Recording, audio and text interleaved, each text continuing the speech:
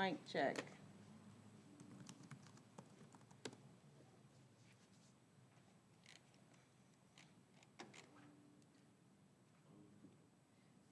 So it's for hydroxy.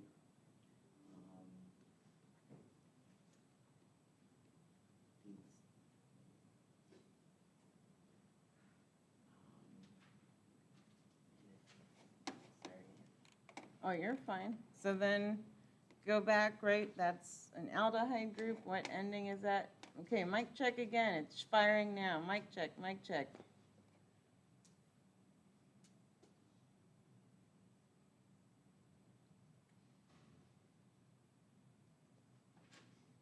So then what's the ending on the aldehydes? You'll remember from Tuesday? Oh, butanol. Yeah, butanol. What are you going to say too? Yep, it should also be the appropriate, so 4-hydroxy butane carbaldehyde. All right, I apologize for the audio issues. Just chat, you gotta help me out a little. There's only so much I can monitor. All right, let's try this next one then. Yeah, that's what I get for updating OBS. That's all I have to say.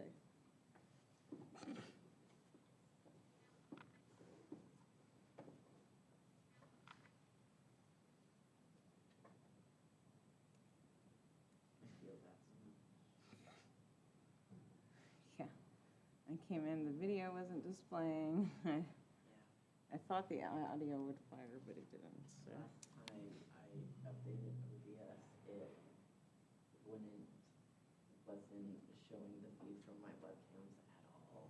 Even when I tried to reconfigure them.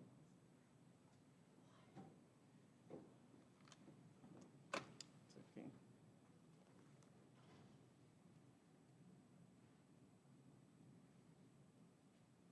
What gets priority, the hydroxy or the ketone? The ketone, right? Yeah, or is it a ketone or is it? Oh, I was looking at the one below it. Oh, my bad. Yeah. So that one, the ketone should get priority if you're looking at this one.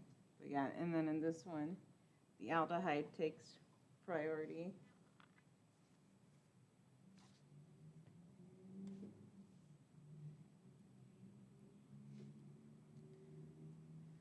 So do we have a guess for this one?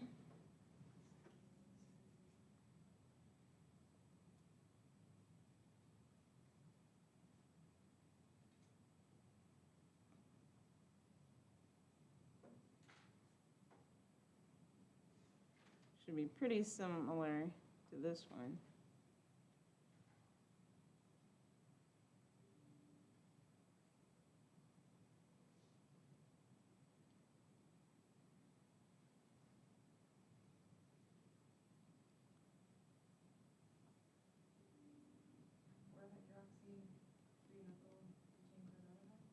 For hydroxy 3-methyl butane carbaldehyde or butanol. So either one.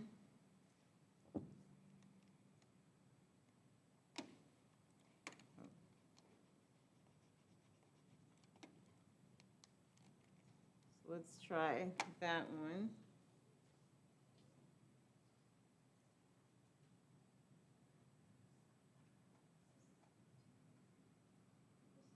And there could be different names for it.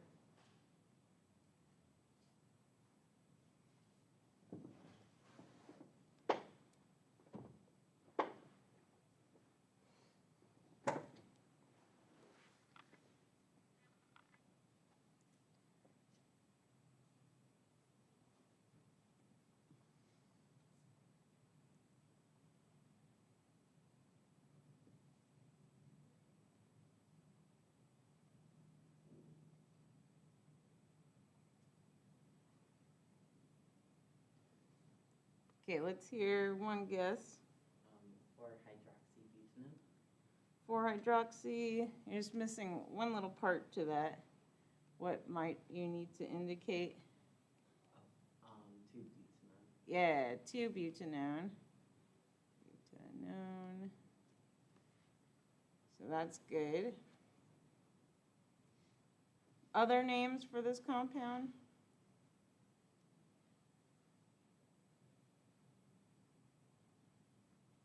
What are the 2 arms that it has?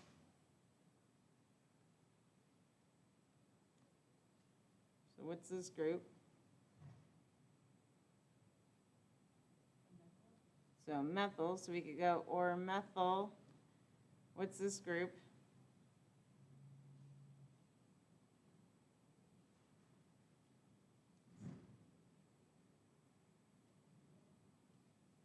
Some of you should be familiar with this substance. Yeah, so ethanol. So methyl ethanol. That's just our ethanol, right? So methyl ethanol ketone would be another appropriate name for that.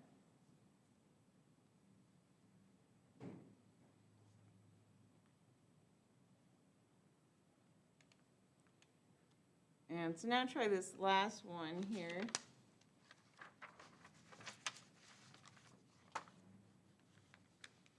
And it could have, again, 2 possibilities.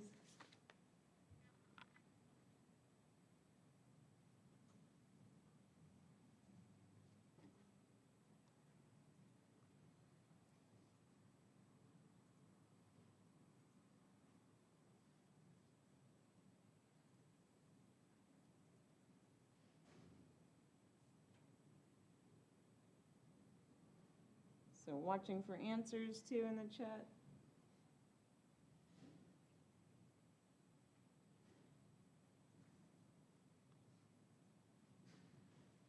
So let's hear a guess. This is kind of a shot in the dark, but 4-pentene YNE, 2-one. 4-pentene 2-one, perfect. So that's one possibility. What's the other name for this? I think the other way is the easier way to name it. But maybe that's just my preference.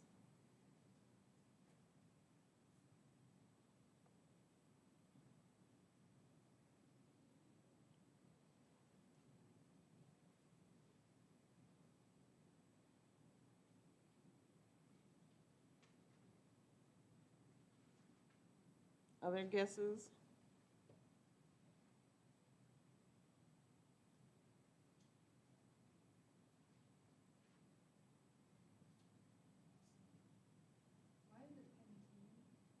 Since it has the double bond, so now we have to indicate. And so the 4, right, is telling us, okay, we have 4-pentene. So it starts 1, 2, 3, 4.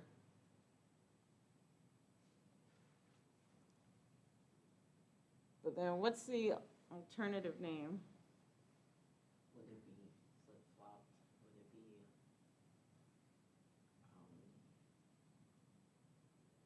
2-pentone 4-ene? No, that doesn't really make sense. Yeah, just what's like this one's, because we had methyl ethanol ketone. So then what would be that name for this one? Because you got the methyl group again. So that's familiar. But then how do you name? It would be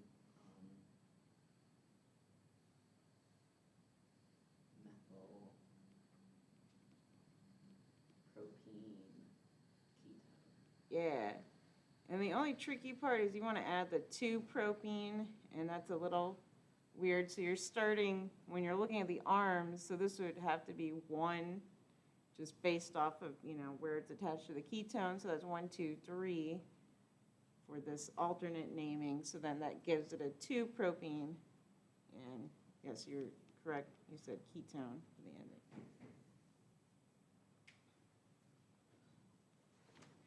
So how are we feeling on naming?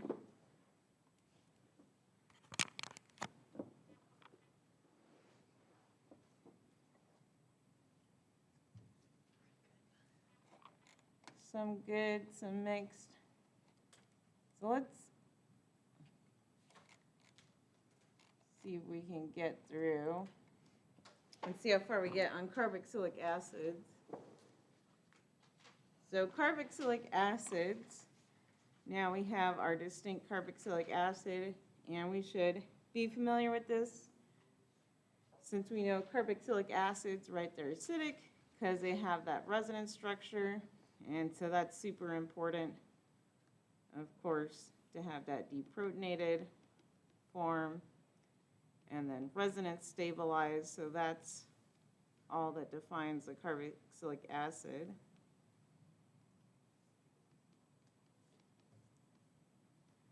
And of course, you could also draw this, so sometimes that's also shown as just delocalized across, so you see that little dashes and a negative charge just shown kind of floating all across there.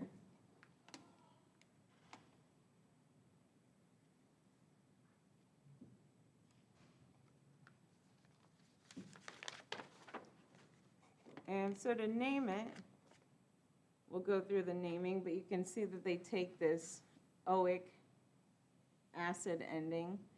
So the base here, we just have methane, and then a carboxylic acid, so methanoic acid, also known as formic acid. So of course they, like we've seen, they have common names. And then this would be ethanoic acid, so we can point out the ethane group in there. Then ethane becomes oic, and this is of course just acetic acid, which I'm sure y'all are familiar with. And so we can synthesize carboxylic acids by oxidizing an aldehyde. So you have an aldehyde with our H on it, so it needs a proton.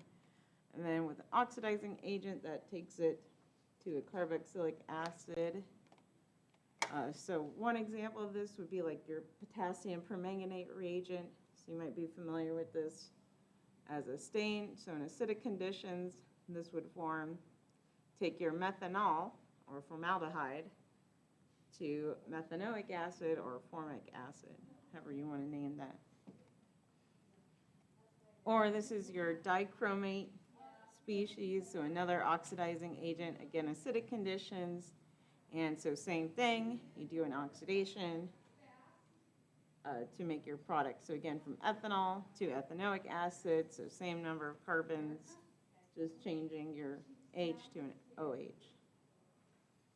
And so this might be something you need to know for an exam. So all I would tell you, don't stress out about the reagents.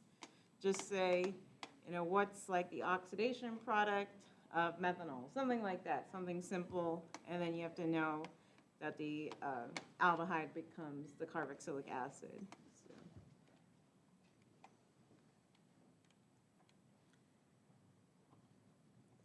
And so just showing the steps, right, you can start with the primary alcohol, do the first oxidation to give you an aldehyde, then do a second oxidation and convert that aldehyde to a carboxylic acid. So that's something else to kind of be aware of.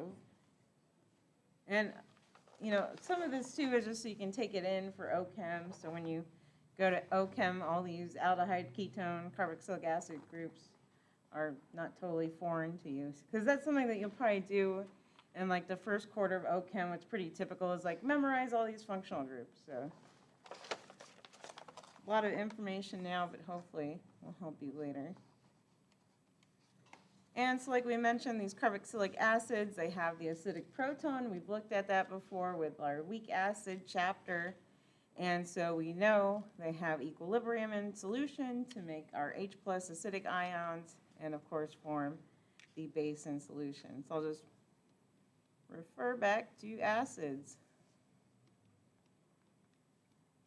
So you know this isn't totally foreign. And so that's just, again, showing the importance of that resonance stabilized carboxylate ion. So that's what makes, again, a carboxylic acid an acid.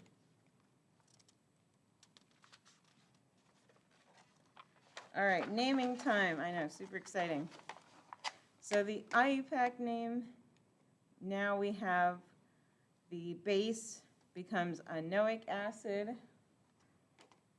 And so since the carboxylic acid group is always at the end of the chain, right, just because of what the definition of a carboxylic acid is, then it's always given the number one priority. And so you don't need to put that in the name. And so let's take a look at kind of our standard examples.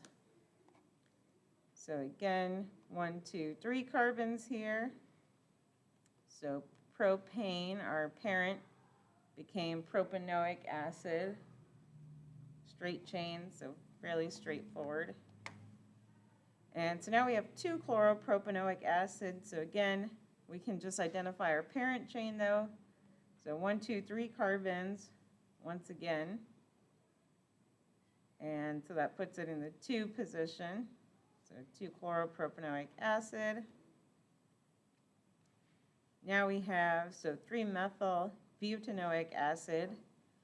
So if this carbon gets the 1 priority, so 2, 3, and then it doesn't matter which one's 4, that still gives you, right, the same compound name. I'm going to label this 4.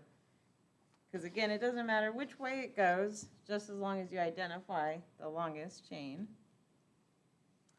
And so now we have 1, 2, 3, 4. So there's our butanoic acid parent, and then our 3-methyl, showing that we have a methyl group hanging off of the 3 position.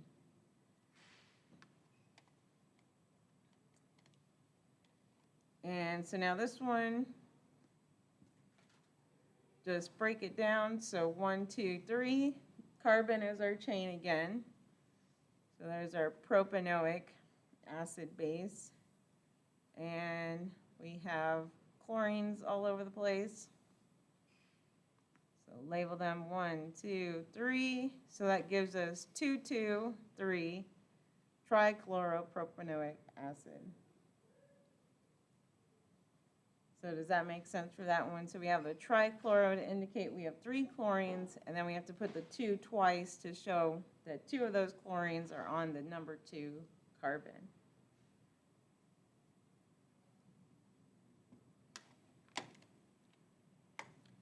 And so when you have carboxylic acids with an alkene, the following order is followed. So you have the location of the alkene, prefix name for the longest carbon chain, minus the ane ending, and then your enoic acid ending to indicate the presence of the alkene and carboxylic acid. So enoic. So watch that ending.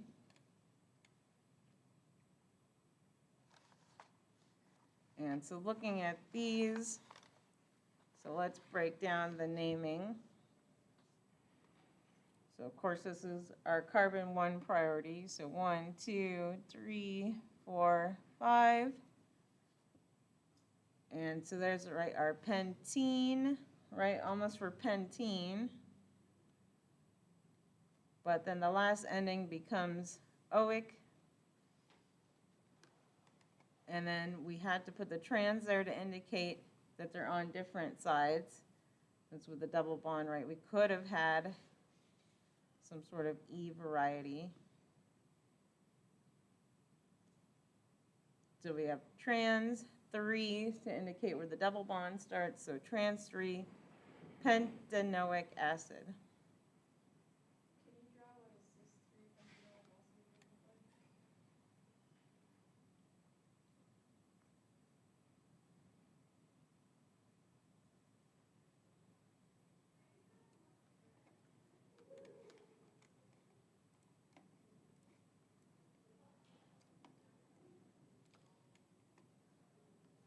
So 1, 2, 3, 4, 5. 1, 2, 3, 4, 5.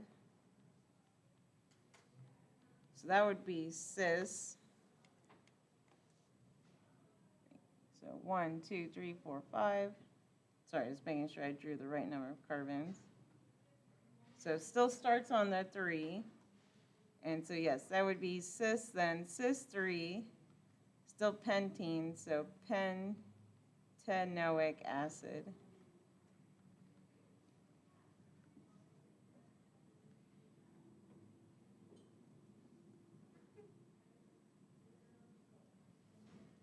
Do we feel good about this one?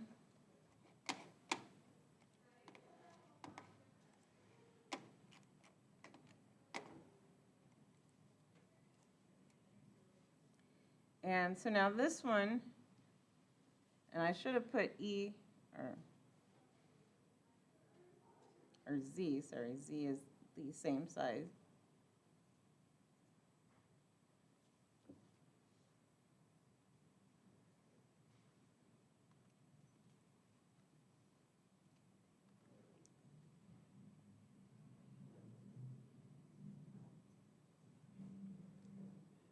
And then, so if we're ready to look at this one, and so we have 1, 2, 3, 4 for our main carbon chain. And then 1, 2 is where our butene starts, but then we have a methyl off of that. And then what's also confusing is we have, right, this E here. So E, what does E stand for again? Was E trans or cis?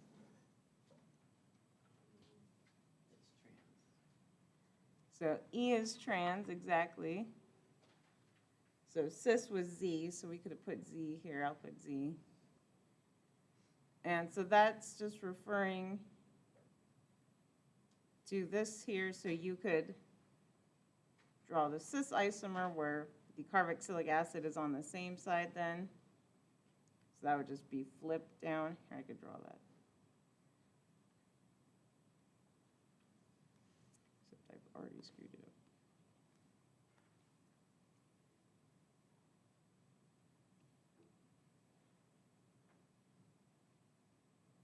up. Ah, sorry.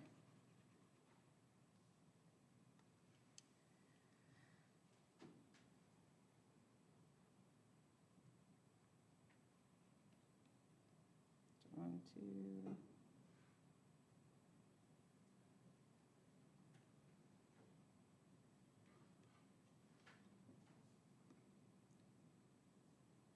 So this would be the cis then, isomer of that.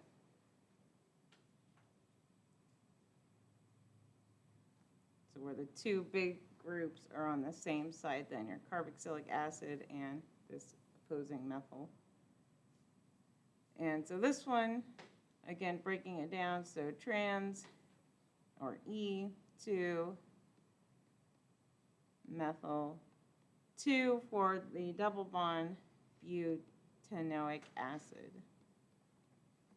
And again, your E there for your double bond.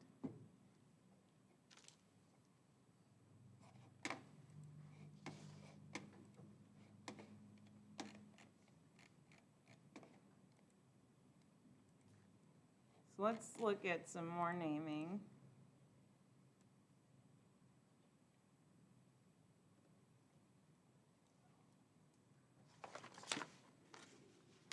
So let's look at some rings here.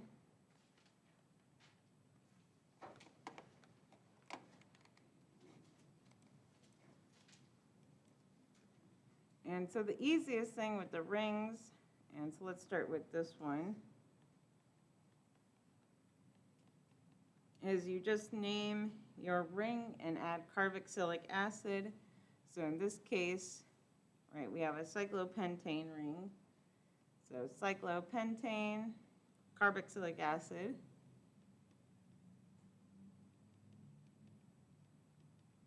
So that's one way to name that. And let's try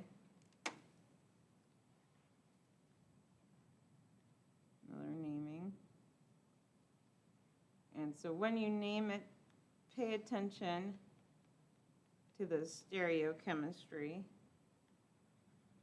and see if you can name it properly.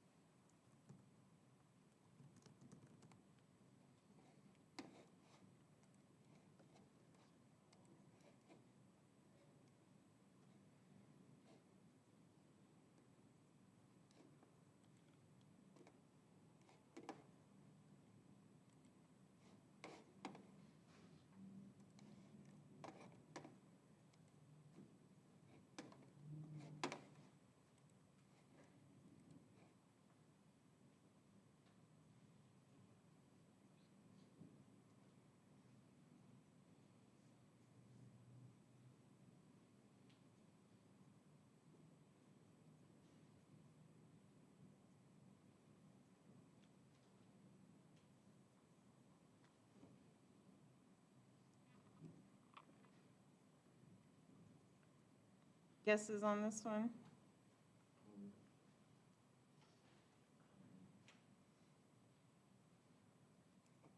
orthobromo, cyclohexane, carboxylic acid. So, let's use, so 2-bromo, cyclohexane, carboxylic acid. And then there's this one little part that we're missing, and it's because I drew the stereochemistry like that, so they're both going up. So what does that tell you? Are they cis or trans?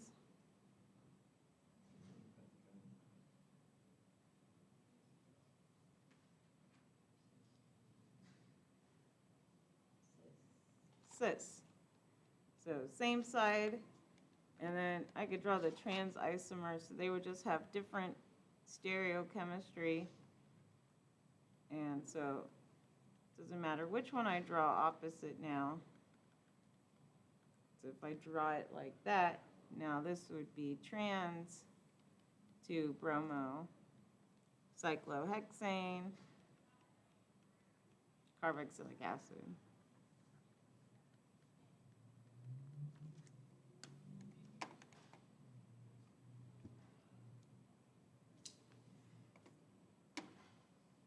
And this can be confusing to get like the hang of. You have to kind of recognize too when a compound is able to have different isomers.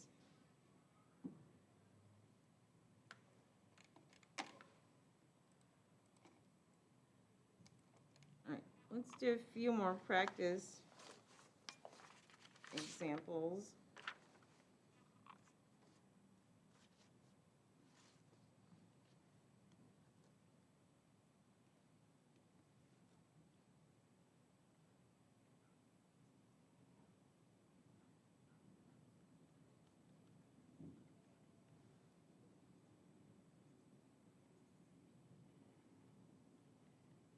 So see if you can name this one. And then I'm going to draw another one. It might trick you.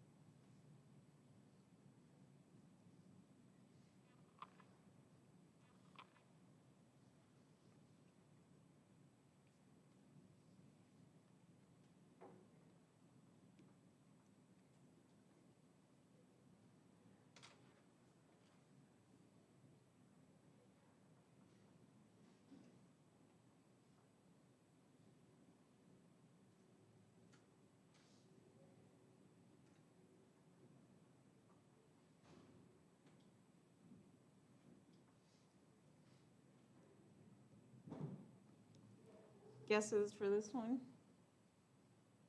What do we get?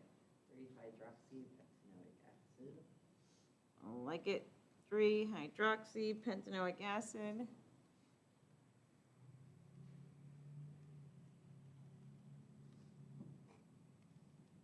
And then see if you can try this one. Although there's a trick in there, so you have to think back to what we said earlier about what we call these groups when they're with other, I guess we should say, kind of higher priority groups.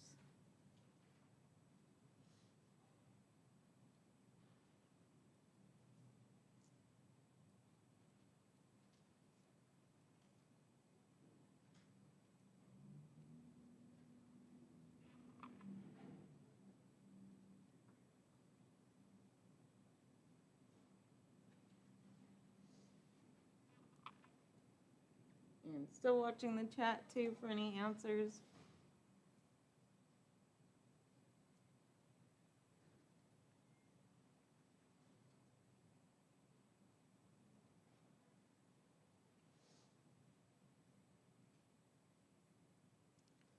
So guesses what we call this group? What was the name we used earlier today? What did you say? Ketone? Wait, So- no, it's an aldehyde group. Yeah, so it is a, well, yeah, you're right. Technically, it's an aldehyde here, but then what other name were we using? Allie, what were you saying? Oxo, yeah, that's what I was looking for. So now that we have the carboxylic acid here kind of dominating, then this just becomes the oxo group. So you're correct in identifying, right, this is technically an aldehyde, but we're not going to give it, right, the aldehyde name. It's instead dominated by the carboxylic acid name, so this just becomes oxo. And so now we can assign priority if it's oxo, so 1, 2, 3, 4. So that gives us 4 oxo, and then what's the rest of it?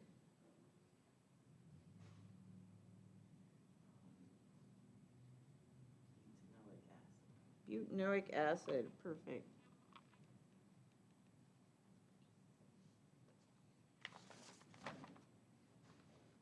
So naming it like,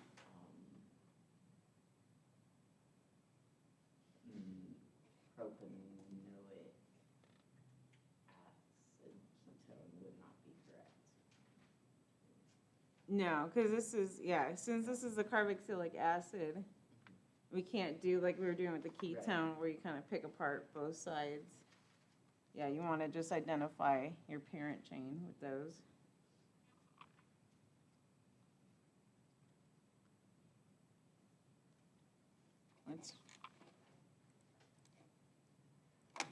Let's look at some other ones.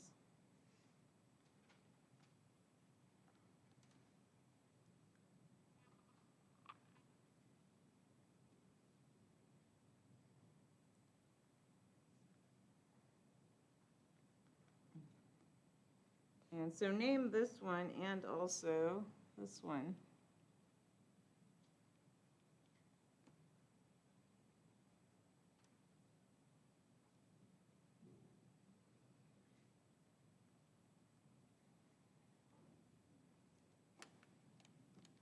So these are similar, but not the same.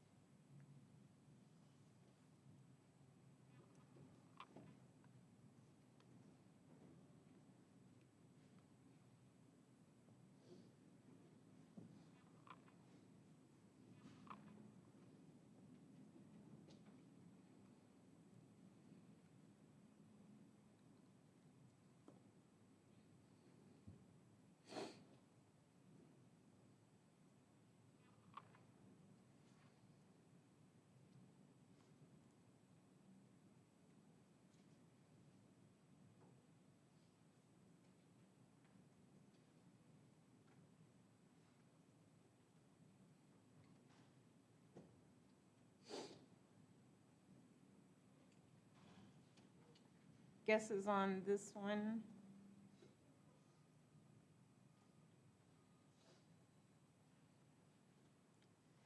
So what's your longest parent chain?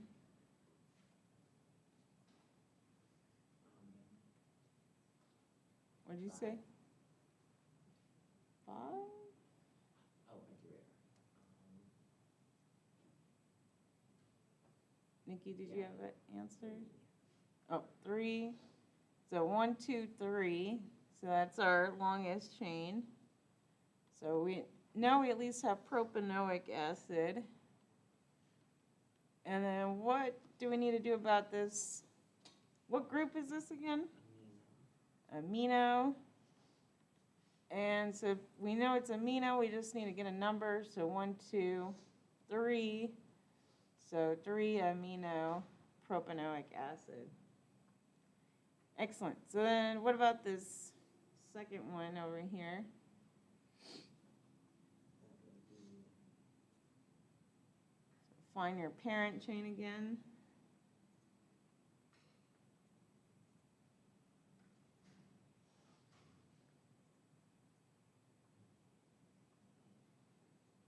So what's our parent on here? 5? I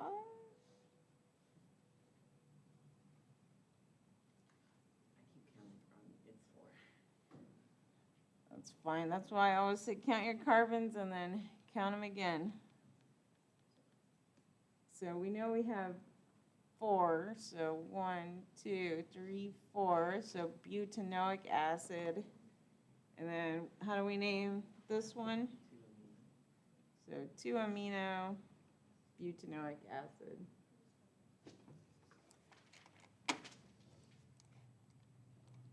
All right. And then let's go over, so there are other like odd cases. So for example, what if you had this molecule? And so it's funny, and that, right, it has 2 carboxylic acid groups. And so the way you would name this one is, so again, we identify our carbon chain, so 1, 2, 3. And so this one we can name propane, and then now we put di to indicate that we have 2 carboxylic acids, and then again, they have to be on the end, so you know they're both going to be on the end, so propane dioic acid. And that's all you need to name for that one.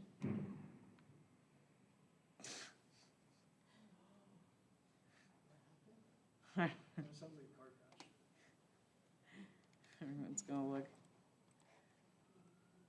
Yep.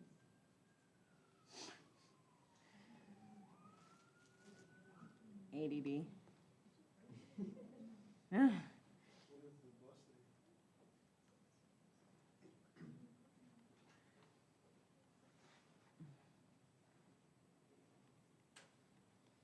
And so, oh yeah. When we count our carbons, we always count the carbon that's attached to the rest of the carboxylic acid group, right? Yeah, so you count this one. Right. Yeah, so that's how you got the propane. And then, so looking at this next one, what would be the name of this compound just based off of the previous one? Dioic acid.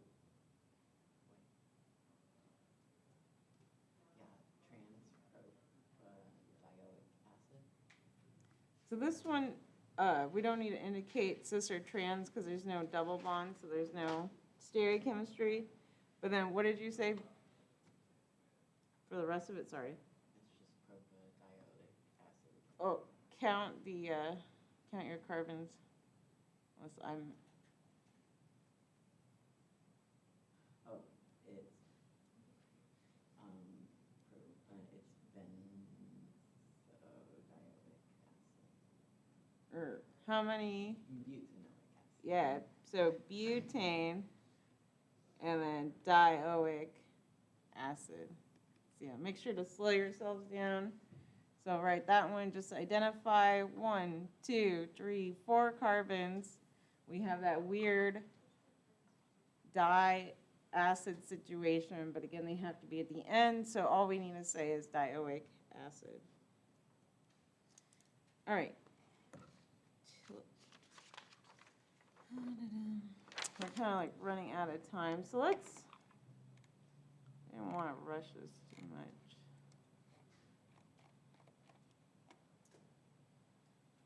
We might want to revisit this on Tuesday. Yeah, because this is kind of important and will come up, so I don't want to rush it, but let's at least look at it and then we'll probably revisit it on Tuesday.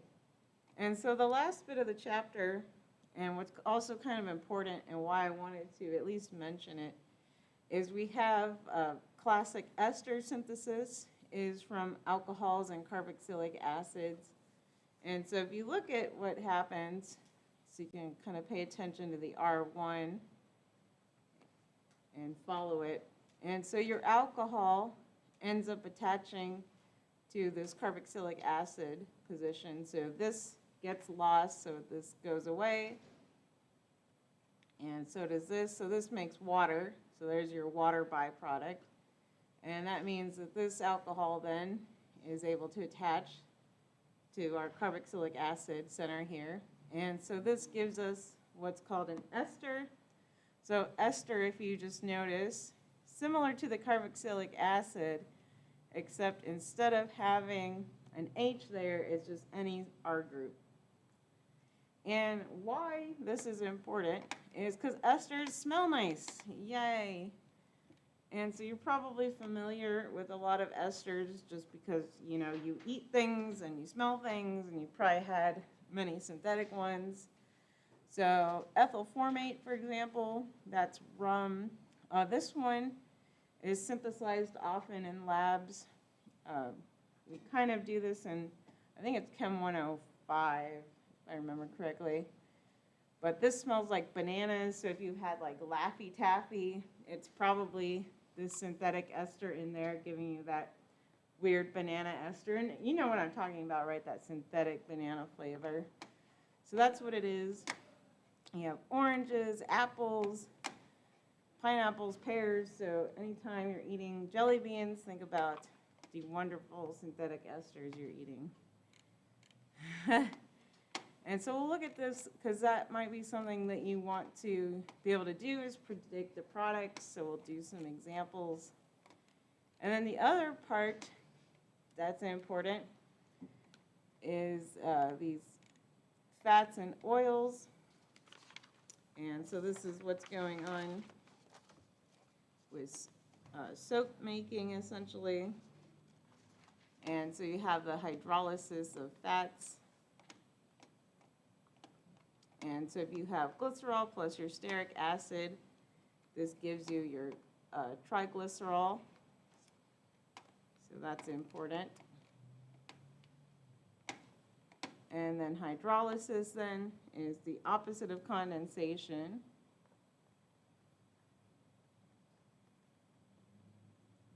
So, and then now, so if you do the hydrolysis of fats, this breaks it back down. So now you break it down into back to your glycerol and then your fatty acids there. All right, but we'll probably revisit this, like I said, on Tuesday, so you know kind of what you need to know.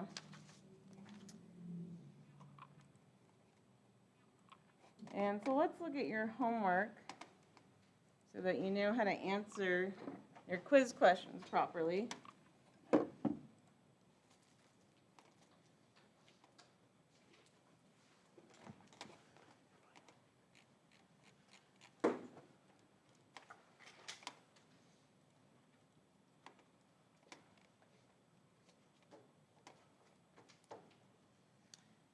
So there will be naming, so I don't know if you want to practice a naming one really quickly. And so something that we didn't quite go over explicitly that was in your homework was these coordination number and oxidation number.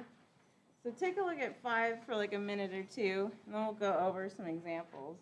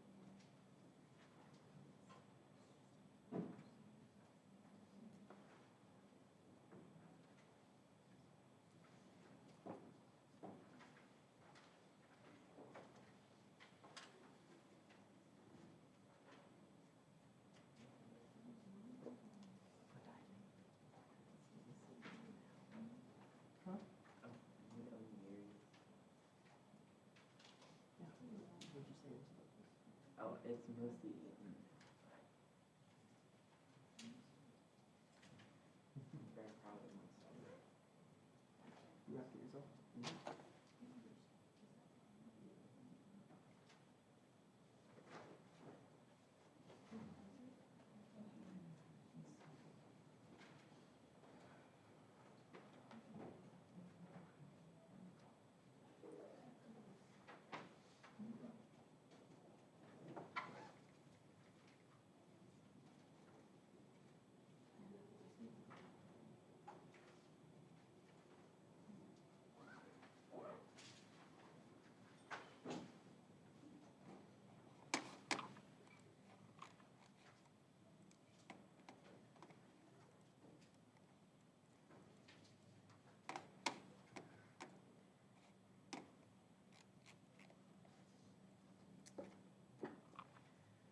So let's see, let's look at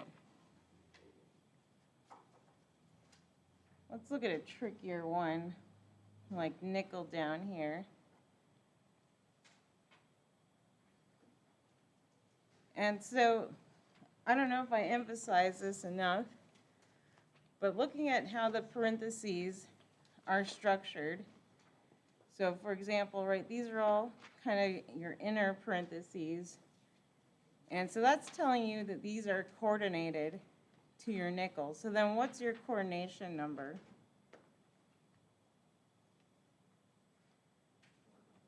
So 4. And so for this one, right, we don't know the geometry. I don't want to get too lost into this. But it's either tetrahedral or square planar. So we would need more info. But we know, again, just 4 things attached to it. And then what's its oxidation number? So that's where this chlorine comes into play. So +2, excellent. And then looking at this one, right, there's no indication of what the outer sphere ions are. So there has to be something because it's 2+ charged. But then what is the coordination number then on this platinum species? 6. So 6. So that one is 6. So do we kind of see the distinction on how it's going to be written? I just don't want anyone to be misled on their quiz. So in this case, right, there's no parentheses here. There's just a charge that kind of tells us there's some sort of other ligand hanging around.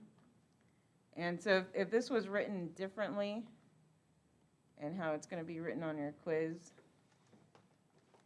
so it would be like Cl2, and then this would be in parentheses. And if there's a 2+, maybe there's a Cl2 hanging around next to it. So then this is not coordinated, but all this is.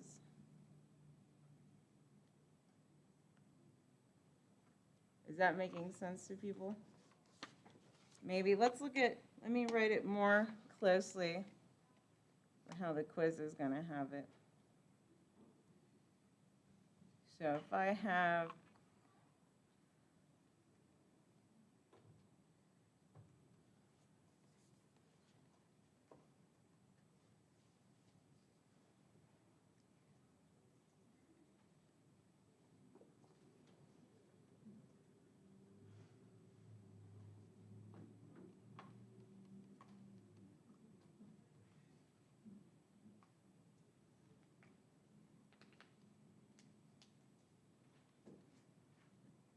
So this is some compounds straight from your quiz without any context.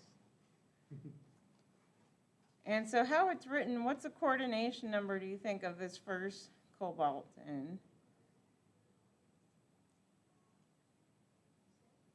So 6, exactly. And I'll give maybe some more hints to this. And I'm going to draw the waters as pink circles and the chlorines as blue. And so write this coordination number of 6, some sort of octahedral complex, probably looks something like this.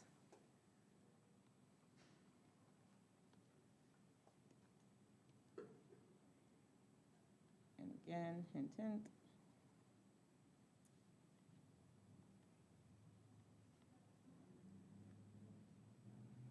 And so this type of compound, I drew it in some isomer. So do people remember what this one was called? Different terminology when you have 3 and 3. Is it myrrh? Myrrh is one of the terms, but this is not myrrh. FAC, so this would be the FAC isomer. Versus this one, so now looking at this one, right, the chlorines are outer sphere. And then it would still have 6 coordinated, except this would look, right, all the same. So cobalt in the center, and now little waters coordinated everywhere.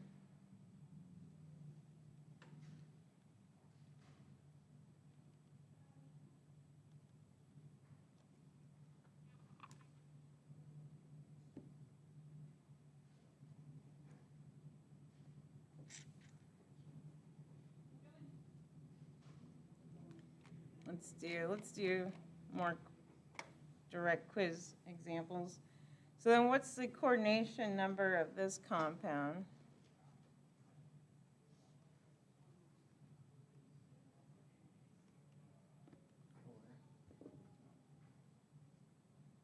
So did everybody see how this is 4 then? So the way it's written, right, this is in parentheses around this whole thing.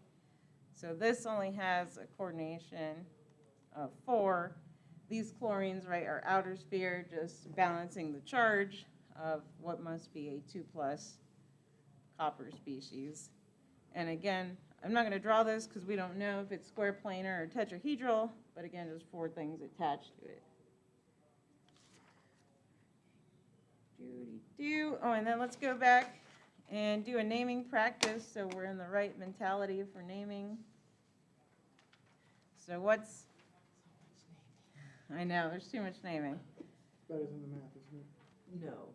No. Oh man, I would love if this was all just. I agree, math is way better. I don't like math, but I'm overloaded with calculus. Hang on. So. So what do we have here? Give it a go. Yep, Potassium dialpha tetracyanoacrylate. so potassium, and then you got a diaqua. Diaqua, so that's good. So diaqua for our 2 water groups, and then, sorry, what was the rest of it? Tetracyanochromates. Perfect. You want to put your oxidation state on there.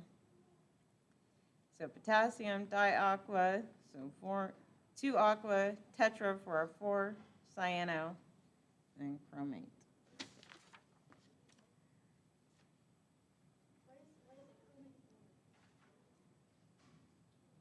Why is it?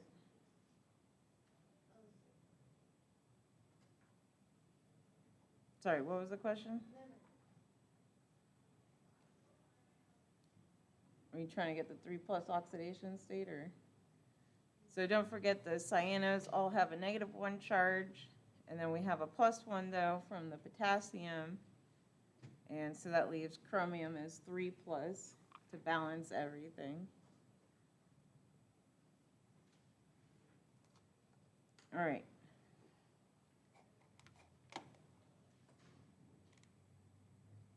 Any other questions about this chapter?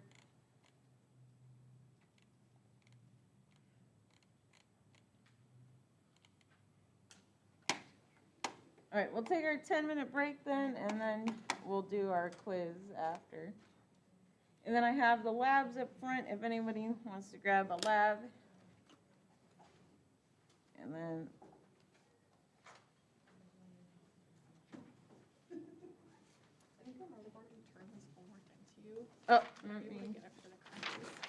Either that or I left it at home, because I know I did it. It's It's not in my notebook. Let me see. I need a grade, that's what I need, a grade. This might be my give back pile. Oh, and it is graded, Sweet, thank you. so you can keep it. Teresa, did you get that big stack of homework? I did not look through it, but I did receive it. No worries. Just making sure you got it. Yeah, I was gonna let you know. But I at least snuggled with it. By the way, I was looking at the grades, and you have like 100